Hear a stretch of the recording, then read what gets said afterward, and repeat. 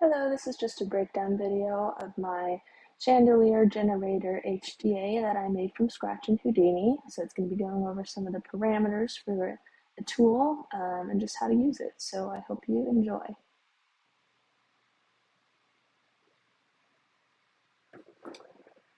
So here I will drop down the HDA. Right at the top, we've got one of the global variables, the global scale.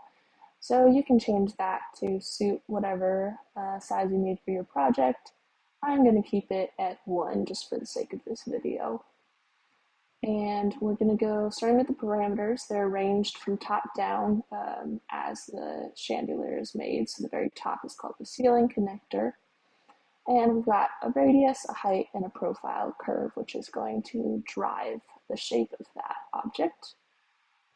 After that, we have chain. You can change the chain length and the number of links, which together will determine how tall or short your chain links are. And you can also change the radius to make it thicker.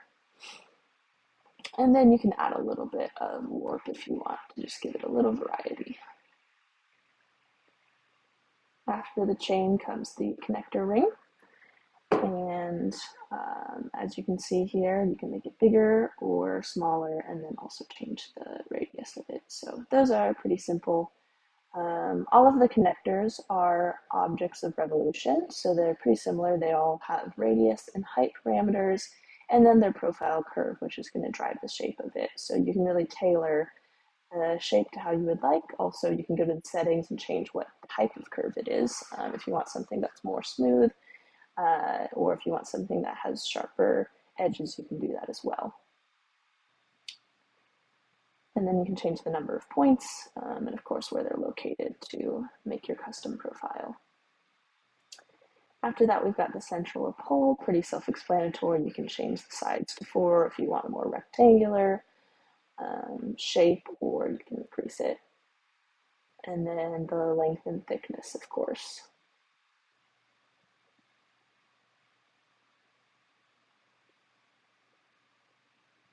After that, we have the central connector right down at the bottom. That's where the arms come out. And again, similar to the rest of the connectors.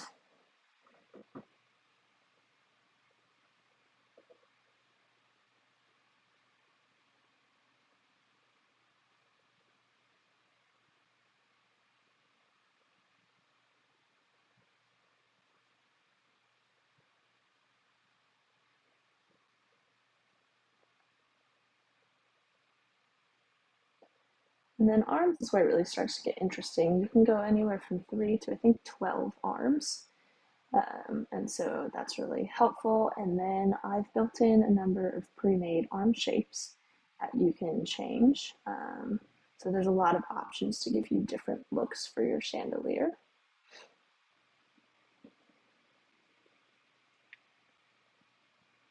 Something else that I've put in is you can actually create your own arm shape if you would like. That is the optional input for this HDA.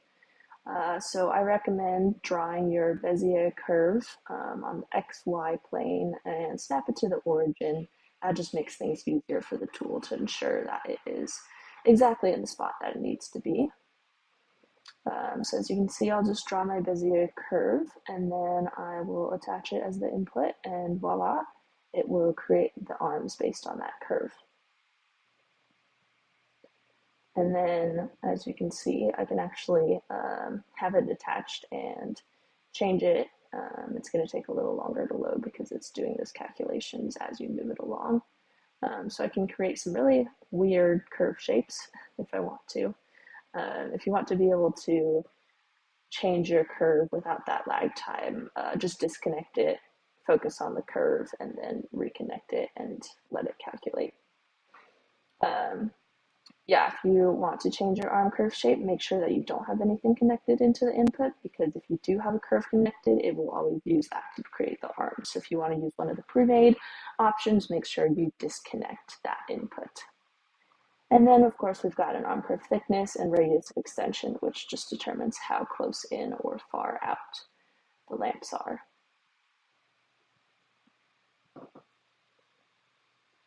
Additionally, we have some decorative arms. The number of decorative arms is connected to the number of regular arms, and they're interspaced between it. And then I have some options as well for the type of decorative arms that you would like.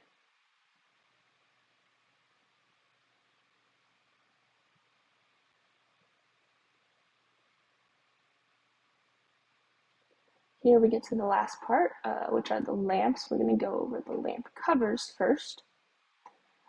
So those are also objects of revolution. So again, they're going to have their radius and their height, and then their profile curve.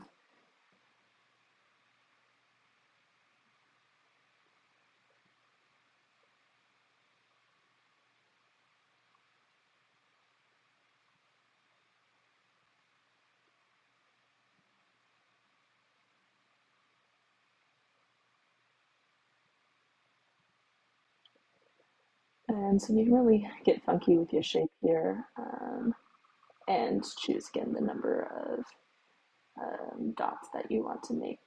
Something else that I found useful, I've found that it's a little tricky to work with the profile curve thing because it's so narrow.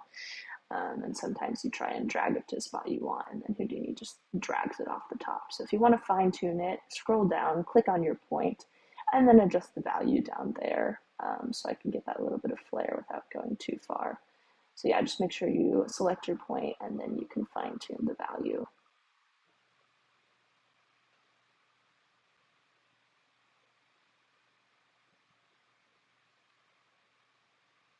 And then another important thing is that you can change the angle of where they're facing, which is really useful because the arms have different angles where you would want them to end up. And so the workflow here goes that you would create your curve shape or choose whichever curve you want. So if I scroll up here and say I want a different arm shape, and this one points upward a little more, so then I can go back down and I can adjust the angle to really match how that's supposed to look. And then the last thing are the lamp connectors, which are right below the covers. And again, radius, height, profile, curve, same deal. So you can really shape that how you like.